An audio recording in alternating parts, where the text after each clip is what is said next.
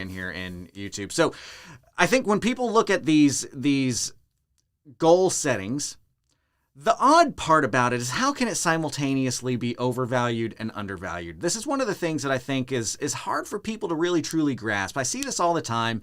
So I go on Reddit, right? Like that's where I waste my time oftentimes. And it blows my mind how often I see people be like, oh, well, I thought Reddit hated this when they see a thread that loves it. Or I thought Reddit loves this when they see a thread that's against it. And like, you know that this is like the most visited website in all of the world almost, right? Like there's different people with different opinions here.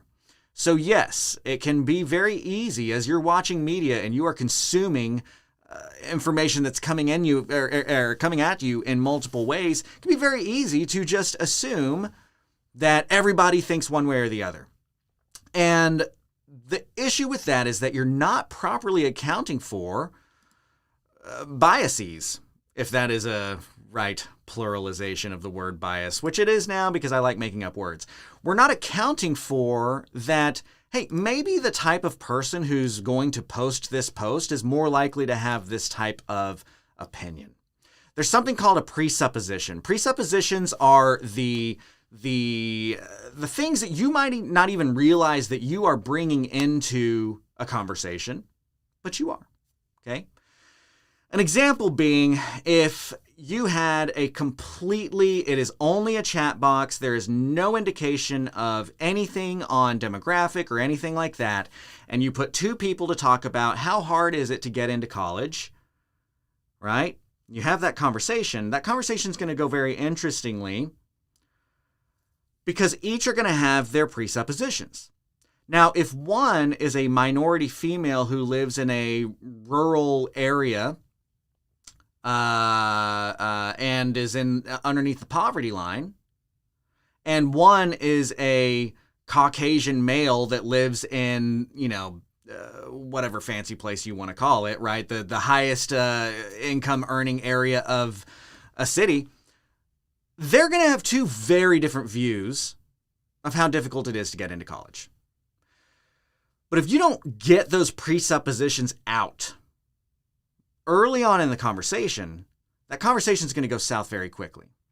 Because one of them is going to say, it is dang near impossible to get into college. It's ridiculous to expect that anybody should be able to do that. And the other one is going to say, what are you talking about? Everyone I know gets into college. It's not getting into college isn't the hard part. I want to go to the Ivy Leagues.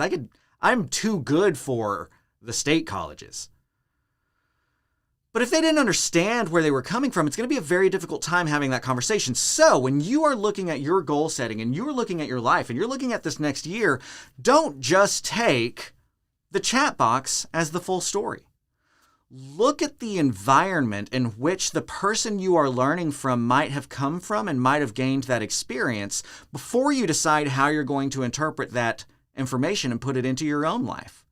Because one thing that I don't want to say in this episode that I'm not trying to get across is to not pay attention to other people's experiences and other people's inputs. That's absolutely not where I'm going with this.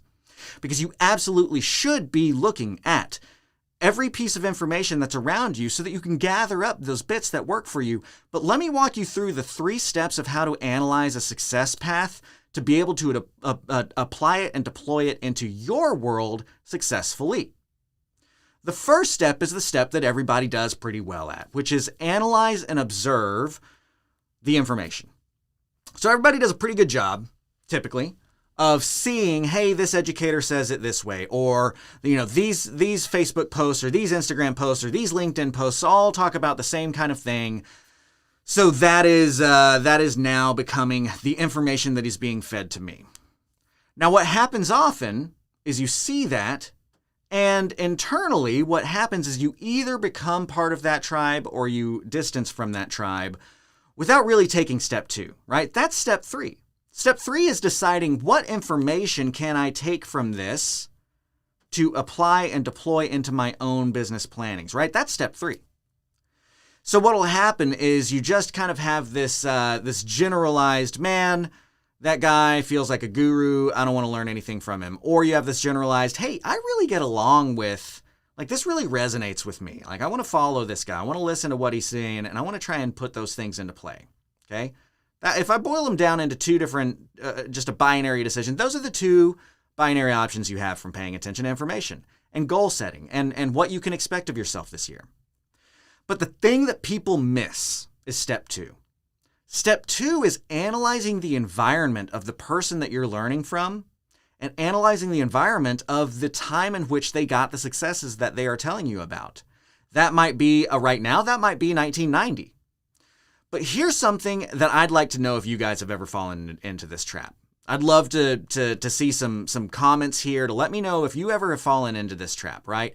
You see something get spoken about, and you look at it and you say, okay, well, okay, so let's take my success path. We actually were talking about this with the creative executives on Thursday during our deal analysis call. We went into a much more kind of advanced and deeper look into this sort of topic, but let's take an entry level idea of this.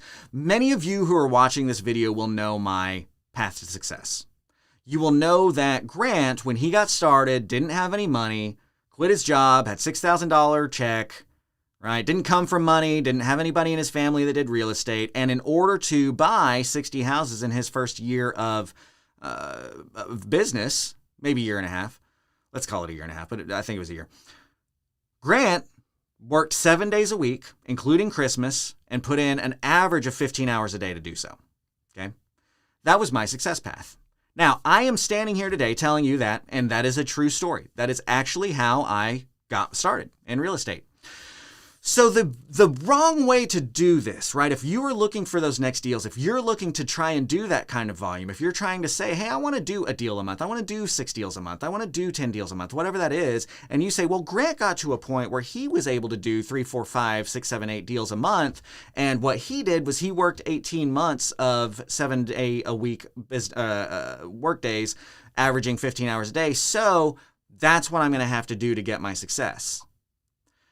That's not going to work for everybody. And that's okay. Because your environment is different than my environment. Your environment is different than my environment. My environment today is different than my environment 10 years ago when I got started. So it would similarly be an unwise decision to create my planning of this year, this upcoming 12 months, based off of successes that I saw 10 years ago for many different factors. What are some of those factors, right? Can you think of what might have been in my environment at that point in time that led to the success of joining into real estate in 2011, getting going? What did Grant's life look like at that point in time that led to the ability to go do that volume, right? Well, one thing is, Grant didn't have a 3-year-old kid that he wanted to be present for, right? One thing is, Grant didn't have money to spend. Grant had time to spend. Grant took that time to spend after long conversations with Grant's wife, who was extremely supportive, another piece of environmental consideration. And they both decided together as a unit that this was what Grant was going to do to work towards the future that Grant and Shannon have now. So that was part of my personal environment, but what about the market environment? To come in and say, hey, I'm going to learn how to do things this way, and this was the success path, without taking into account the factors like, hey, every deal takes time, money, and knowledge. What did this person who's telling me how to do this, what did they have when they found success on that success path, right? They're 0 to whatever. What did it look like for them at that point in time? Okay, analyze the environment and then analyze the market. Hey, 2011 was an interesting market. A lot of the people that you know that are doing very well and have been doing very well for a little while now purchased these assets back 2010 to 2014, somewhere in that area was a very hot time, which we are coming back around to seeing another market cycle like that, which is why I'm trying so hard to encourage you guys to be planning ahead, to be learning what needs to happen in order to take advantage of this market cycle, similar to what I was able to do that set my family up for a great future to where we are today. I just bought a cabin and some land in the middle of a national forest yesterday. I'm super excited about it, right? And was able to pay cash for it and get out and have this beautiful retreat to go to because of working my butt off for 10 years, right? Like, how do you get to that point? How do you plan for those futures where you are right now?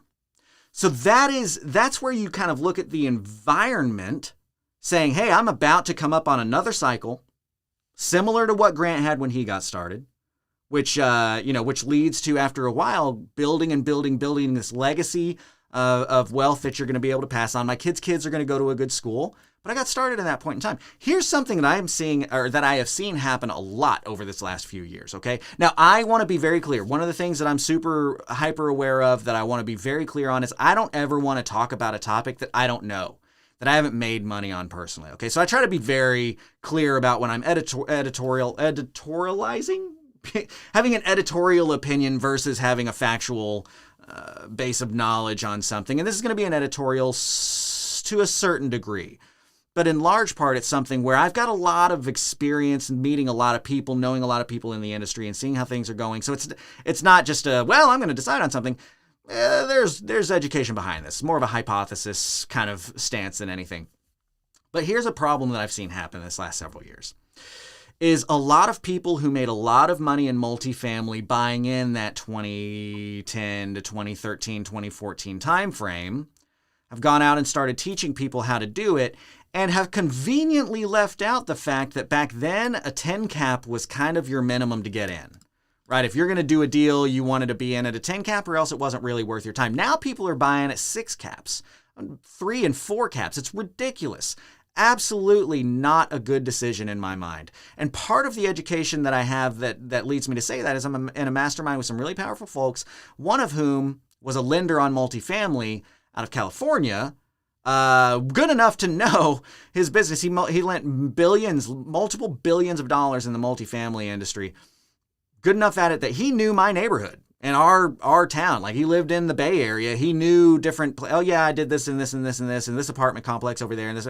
Like, he's very good at this, right? And he got out of any multifamily stuff to get into the creative financing stuff because he's like, guys, this multifamily stuff is ridiculous right now. Like, you should not be in it. But what's happening is these educators are saying, look how much money I've made in multifamily. Don't you want to do like I've done? And they're getting people in, conveniently leaving out the fact that they bought in 10 and 12 caps. And now they're convincing you, hey, a 6 cap is what you should be good with. But they didn't make their money on 6 caps. They made their money on 10 and 12 caps. So if you don't take the time to analyze discerningly the environment that the person had when they got the success in whatever area you want to employ and deploy into your business, you're missing a very crucial step in business planning. Okay? So we've taken step 1, which is observe and analyze the success path. Step 2 is analyze the environment of that success path. And then step 3 is when you now not only are saying, hey, I want to put that into my business, you're adding into that step 3 to say, I need to analyze my environment, my current environment, and run it past the environment that this success path had at that point in time and see the similarities that I share and the dissimilarities that I have and make decisions on my planning based on that. Because right now, it's so common to just say, oh, that guy made a bunch of money in wholesaling with bandit signs. Therefore, I'm going to do bandit signs. Well, what are the regulations, city municipal codes on bandit signs? Who put those bandit signs out? Did he put all those bandit signs out and you're a 9-to-5 professional that has a, engineering or whatever job that you're doing 9 to 5. And so now you're trying to squeeze in, putting all this stuff out in the evening and taking the calls. And you've got a family that's waiting on you to get home. And they were a single person without a girlfriend or a family. You've got to know those differences because here's the thing. Remember at the beginning I said there's multiple ways to get paid. Money is one way to get paid. Lifestyle is one way to get paid. Time is one way to get paid, which is kind of lifestyle. Praise is one way to get paid. There's all these different things that might fulfill you in your job. So rather than looking for general success stories and generally saying, hey, I see people successful when they take this path, instead, if you can look at what do I really want? When I close my eyes and I imagine my life 10, 15 years from now, what do I want to be able to say then? Don't worry about what's going to happen to get there. What's your ideal dream world? Here's the crazy thing about this. When you join in as a creative executive, one of the first things that I do with you is I do a 2.5, 3-hour meeting where I just ask you a ton of questions, figure out what your resources are, what your desires are, all that kind of stuff. And then we build a business plan together that spans, it's like, hey, when do you want to be able to retire? Not saying you will retire. When do you want to be able to retire? How many years from now you want that to be, right? We go through all these questions and we figure out in a nitty gritty detail, hey, this is how many houses you're going to need to have in your portfolio. This is how many you'll need to buy every quarter. This is the kind of, what's the word I'm looking for? Like this many wholesale, this many rental, this many, owner finance. Like what do you want this to look like? If you're really going to plan it, really plan it, right? But I don't want you to do that right now. When you close your eyes, what I want you to do is I want you to imagine two things. Here's what I want you to think of before you close your eyes. How many years from now do you want to be able to quote unquote retire? Okay. I'm going to take the assumption that everybody that's watching this video, at least in large part, is here because you've recognized that real estate has big dollars in it, and those big dollars are going to lead to you getting the whatever thing is that you want to get paid with. Matt Smith says he loves time. I love time too, right?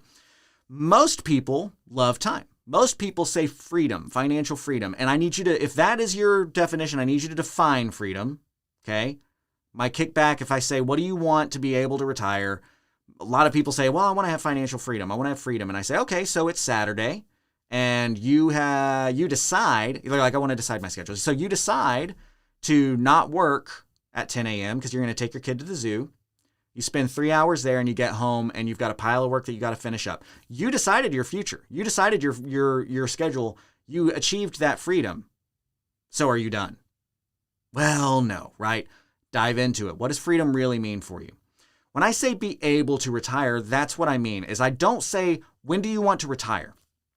What I do say is, how many years from now are you super willing to put in work to where when you get to that, it's going to take that many years, but when you get to that time or that point in time, you should have achieved certain things to where you can get your alarm to go off, and every morning when your alarm goes off and you roll over, you get to decide at that point in time, do I still love doing this? Man, I do. I'm having a great time. You turn the alarm off and you get up. But the day you roll over and you're like, man, I just don't even want to do this anymore, then you don't. That's what it means to be able to retire, okay? How many years from now do you want that to happen? Think about that for a second. Close your eyes and think about, okay, maybe it's 10 years. 10 years from now, I'm going to be X amount of years old. And I roll over and I say I'm done. Why do I say I'm done? What is it that I'm going to want to do? Am I going to want to sit in front of my TV for the next 6 months? Am I going to want to travel? Am I going to want to spend time at a nonprofit? Am I going to want to, right? Whatever that thing is for you, that's very valuable. Now, what I recommend you doing is now that you have a better idea of what your success path is and what you are trying to achieve in that end goal, now is the time for you to start observing other people and the actions that they are taking to get to that goal. Mike says 10 years or less. Ken says my goal is to buy a duplex, house hack it, but I'm having a hard time figuring out the small goals to get those goals, if that makes sense. Ken, what area do you live in? Are you in Dallas? Because I'm actually selling my duplex. That was my first purchase. So if you guys want to buy the house that I lived in, it was the very first piece of property I ever bought. I'm about to put that up on the market, and I've left one side vacant, the side that I lived in, just in case somebody else wanted to house hack. So reach out if that's something that you wanted to do, if you're in Dallas. So now that you know, when you go and you look at somebody else's end goals, that gives you a much better idea of whether or not you want to listen to this person. Because here's the thing. Not only do you want to know their end goals, you want to know how they want to achieve those end goals. Do you align more with somebody who's just a cutthroat, we're at war, I'm going to kill everybody in my way, I'm going to get in the trenches and dig it out and get this thing done, it's all me, it's nothing but me, I'm going to make this happen? Or do you align with a little bit more of a, hey, there's enough for everybody, I don't have to kill everybody in my path, I just want to set up a legacy. Right? I want something to where my kids go to a good school, something to where I can go out and fork out whatever amount of money it's going to take to buy the thing that I want to buy. That money stops being that issue, right? And I want to get there ethically. I want to get there with a team around me, and I want to help elevate other people, right? Look for somebody that aligns. The reason I went further into that second one is that's us, right? Here at Creative Cash Flow, I'm all about team. I'm all about elevating the people that are around you. You try to look for people who show you that they are worth your time pouring into, and you pour into them, and you help them achieve the goal that they would have never been able to achieve. And that might mean your seller, that might mean your lender, that might mean your buyer, and that might mean your employees. But we want to have people around us that we care to make them get into a better spot in life. And we want to do it with a team around us. And we have big goals here on My Real Estate, right? We're scaling for 1,000 houses a year in the next couple of years. Not everybody's going to do that, but part of the education here is, look, hey, we're finding the most efficient way to buy a house. Do it as many times as you want. If your goal is to have a lot of time and you would be completely pleased with a $60,000 salary for the rest of your life, well, you can wholesale 3 deals a year. If you set up a system that wholesales 3, 4, 5 deals a year all on your own, you might have 8 months off. There's your time. Don't make anybody else make you feel bad because you don't have the money to go buy a Lambo. You have figured out what works for you, and you've worked to achieve those goals by surrounding yourself in an environment of people who share your ethics, share your goals, and are giving you an example because they've been there and done that. That's who you need to look for. And once you find that tribe, then the job is not done. Then is step 2. Then you have to analyze the environment of that tribe's success. You have to analyze the environment both in a market analysis and in a personal analysis. What is it about them that made them successful? And then you analyze yourself and you say, what do I share in that analysis? Okay? So let's say, for instance, you look at me and you're like, man, Grant's a pretty slick talker on camera. He's a sort of a polished guy. He uses the word legacy. He's looking for the long-term wealth. He's taking the creative financing route. Like, I really like that. And I want to align with what he's doing. And I want to look at things that well, maybe you're going to learn from me on how to do some social media pushes. Maybe you're going to learn from me on how to get success paths in your REI side, right? Because if we align in that way and you're like, I'm pretty good on camera. Like when I talk, I'm slick. I can be polished. I think people would listen when I talk, right? I've talked to several people in our executives group. I'm like, guys, in this mastermind level, I'm not just here to talk about how to make money in real estate. I'm here to talk about how to build a business that buys houses for you and builds you that legacy wealth. And I'm here to tell you everything that I've done to do that, to make money. And guess what, guys? You watching here today has made me money. I have made money from having a good social media presence. And I have been paid from the satisfaction that I get from seeing you guys succeed. Because literally, like we were talking about, there's multiple ways to get paid. Let's talk about why Grant likes to get paid. Okay. And this is going to be somewhat of a spoiled, like first world way to say this, because here's the thing is I would like to act like it's not. I can almost guarantee that if I did not have money coming into the bank, that the money would be my biggest priority, right? So maybe it's a grass is greener kind of thing. But I don't get super stoked by big deposits. It's good. I am blessed. I am thankful because I've been put into a position where right now in this season, God's allowing me to make a bunch of money. That might be taken away from me. That'll be okay, right? It's my job to steward that well in the meantime. But the big deposits don't really thrill me. If I look back at last year, I literally can't tell you. I think I could tell you one big deposit. I think I sold 3 or 4 notes. I got like 110 grand off of them some point in time last year. But I didn't get thrilled by that, right? I got paid by money, but that's not what paid me to keep doing this job. What paid me to keep doing this job, and I don't know if Josh Dees is watching this right now, but Josh Dees sent us a video midway through the year. It was his second quarter, maybe third, but I think it was his second quarter in the Creative Executives. He sent us a video of a deal that he took down with strategies we taught him how to do, where he was going to net $48,000 on that one deal, net. And he sent us a video from inside of the house, like, I just sold this, I'm netting 48 grand, and it's because you guys showed me how to do this. Like, this is awesome. Thank you. That is like, you know how they talk about the you'll always remember where you were when, right? Like, I remember being in Spanish class and our teacher yelling at us saying, "You guys do not realize what is happening right now," as she wheeled in the TV for us to watch the towers fall. I remember that very vividly, right? I don't remember where I was when that deposit hit my account. It's $100,000. I have no clue. I remember that it happened. I remember where I was when I got to see that video that Josh sent us and got to see, oh, dude, he's doing it. He's freaking doing it. He had come in buying 4 or 5 houses before he joined. He looked, he did what we're talking about doing. And I sat there, I was in the kitchen on the island, and I called my wife over. I was like, Shannon, look at this. Like, how cool is this? And me and Ronnie got on the call and started talking. That feeds me. That's why I do this, right? People ask me, so Rachel Levy may be watching or not. She just joined the executives this week. And she asked me, she was like, why do you do this? And I told her, I was like, I know that it sounds cheesy and I know that it sounds like lip service, but legitimately, I just genuinely love training. And I genuinely love seeing people grow. And to be, and to have the knowledge that we were a part of your success path in some sort is amazing. And conceitedly, I'm really good at it. So if I'm good at it, I love it, I can help other people's lives, and it does make a bunch of money, like, that would be dumb for me to not do that. But I just listed 4 ways that I get paid from this, and one of which was cash. So I go a little bit tangented here, but I'm trying to look at a really good example of what I mean when it's like, figure out what motivates you.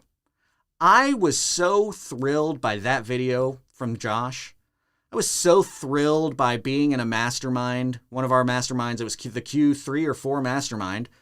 And most of the time, I don't know what all of our students are doing because, you know, it's your business. I'm just a consultant. And Mark Monroe's like, yeah, I closed 11 deals last month because of what Grant taught on the JV partnerships last quarter.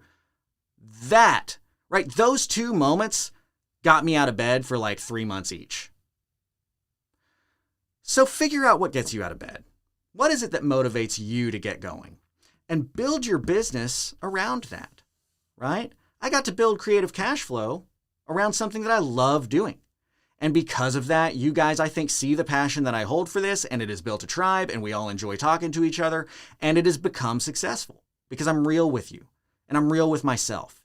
And I'm not trying to make this look like somebody else's program. I'm trying to do something that I love doing and that I've seen success in. So look at your goals for this year. Look at your goals for your career. And where do you really want to be? Where do you want to get paid? Do you want to get paid with that lifestyle, with that dollar amount? Because here's the other thing. Maybe your goal is the dollars. Maybe all you care about is that you want to have a mansion on the hills and you want to have the Lambo. That's cool. There is nothing wrong with that at all whatsoever. You build your business around that, and you need to find a tribe of people who that's the thing that they're shooting for. If you're looking to get in bigger and more involved with Creative Cash Flow, who's our tribe? Okay. What is it? I'll just, if this is your first time watching us, I'll just cut to the chase for you. I will let you know how you're going to find the most benefit from me. This is the person who joins our Creative Executives Mastermind. Somebody who's highly intelligent and defines themselves by their success. Okay. Here's what I mean by that. One of the number one, we have 4 core values. Our first core value in all of our companies is a healthy competitive excellence. What I mean by that is competition, competitiveness can drive people into the ground. We all know that. You can absolutely kill yourself by being hyper competitive. However, that competitive nature is needed for the successes that you need to get. So everybody in our organization, the organization that we are building and putting together, is somebody who, if we're given a task, we know that we have the ability to do it excellently. Like, I know that if I am set on whatever task that is, I'm going to do an excellent job at that. I define myself by excellence, okay? But if I see somebody else do it better than me, I'm like, whoa, I thought I was incredible, but that guy is incredible. And they killed it. And that is awesome. Good job, that guy.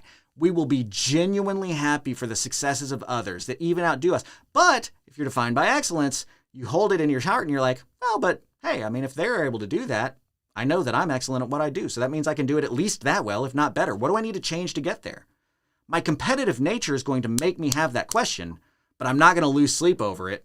And I'm going to love the process being like, dude, I can't wait to see, like, that was insane. I'm going to do that. That's cool. Not, oh, I'm going to do that. Like, I'm going to show him. So that's the first part, right? People that define themselves by excellent and are highly intelligent. Second part is people who have found success in life. I just say successful people. And that is different for different folks. 90% of the people that are in our group have found success in another business somewhere. Now, that might be their corporate America climbing of the ladder and done very well there. We have one guy in there that won a Super Bowl as a linebacker for the Green Bay Packers, was a second-round draft pick, 16 game a year kind of guy. We've got people in there that one guy owns a couple of car dealerships. We got people that were making $20,000, $30,000 a day in the oil field. We got people that had loan brokerages of 120 loan officers on it. We have people who have had success in life. Okay. Not everybody's owned their own business, but you are a successful person.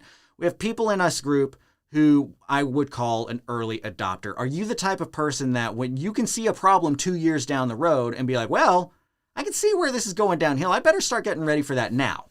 That's what I call an early adopter. It's the type of person that realizes, hey, everybody said to get into real estate to get out of the rat race. So I jumped into real estate and then I realized, holy cow, this is just another rat race.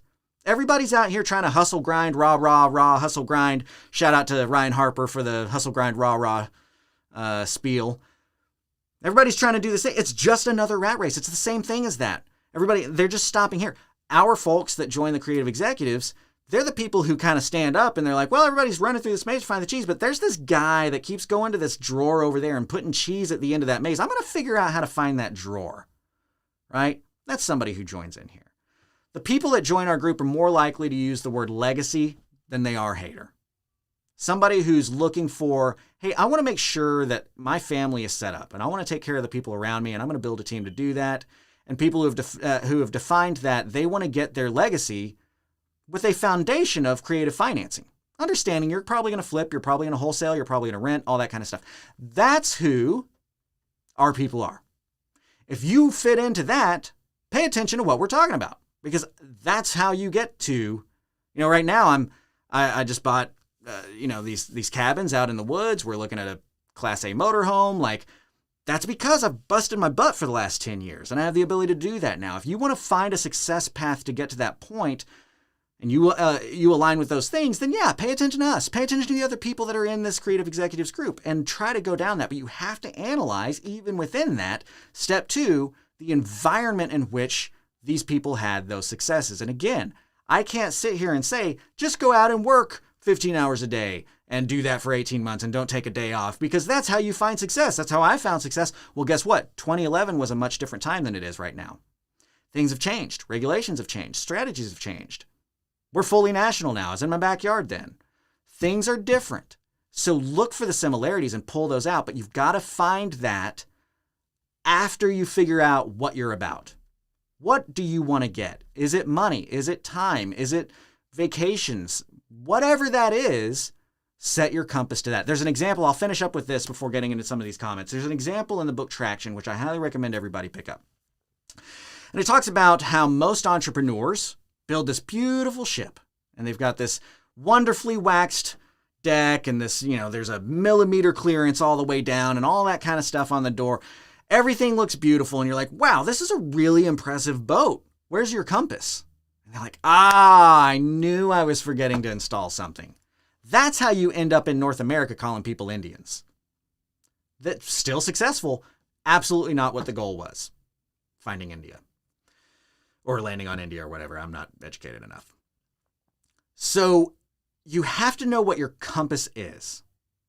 And then what you need to do is you need to start looking for people who are sailing in the same direction and pay attention to that. Analyze their environment. Figure out what similarities you have with them. Then you need to back into it and set your goals for this year. And now you have a very clear stance on what you need to get done.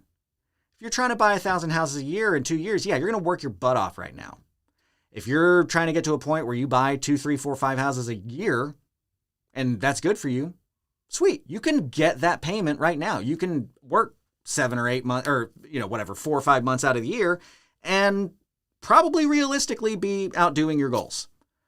But it's all about you. It has to be customized to you, and it's very important because not enough other people talk about that. Because if I as an influencer can convince you that your way is wrong and my way is right, it's way more likely for you to fork out your money and say, well, there's no way I could come up on this on my own. I need that guy's help to show me how he did it. And then what's your chance of actual getting success on that? Right? Think it's very big? Typically not. So I hope that you guys take this very seriously. Spend some time thinking about how long from now do you want to retire?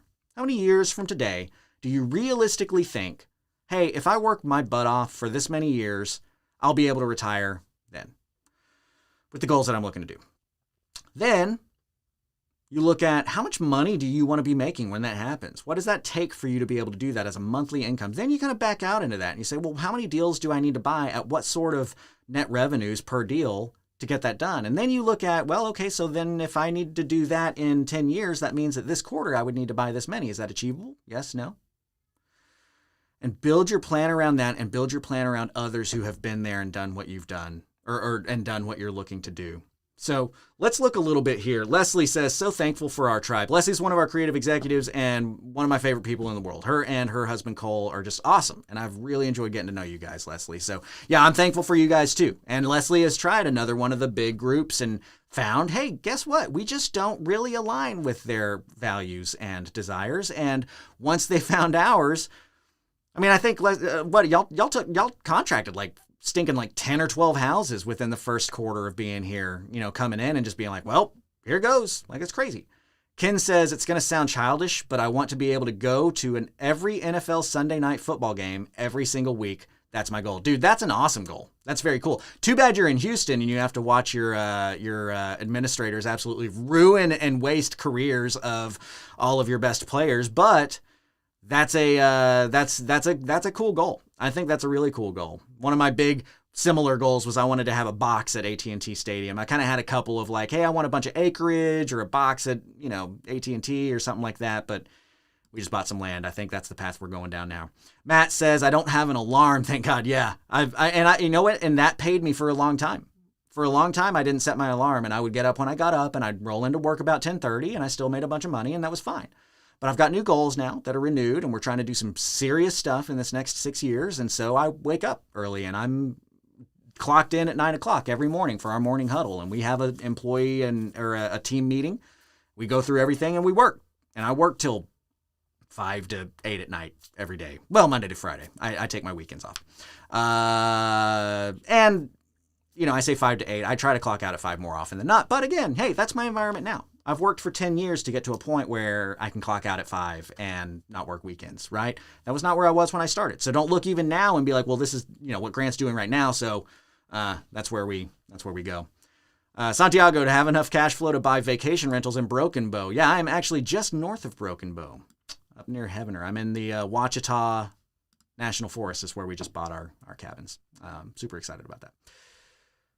Mike says he's buying his first duplex this quarter because of these videos. See, that right there. That freaking jazzes me up. That is I don't know.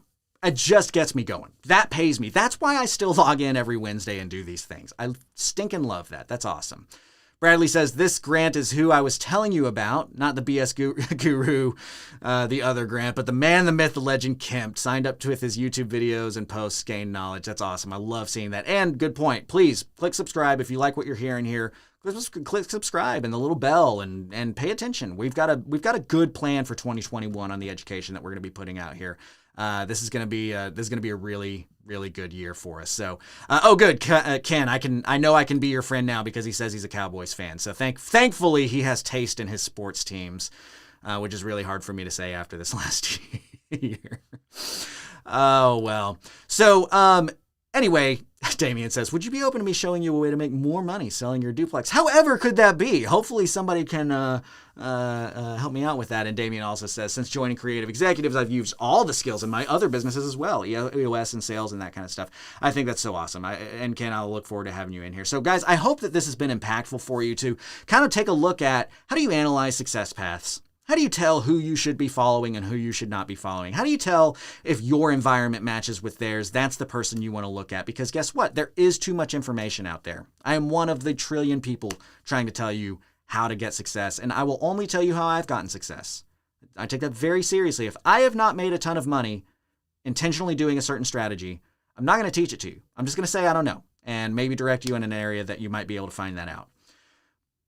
But if my success path and education aligns with your goals and what you're doing, then good, pay attention. Maybe you can be like a Ken who is buying like a Mike who's buying his first duplex just off of these videos. Josh D's bought 4 or 5 houses just off of the free videos that we did. That's why he decided to join into the executives. We've had a lot of people who hadn't bought a house coming into executives who bought a bunch of houses. If this is the type of messaging that works for you, that's not to say that we're better.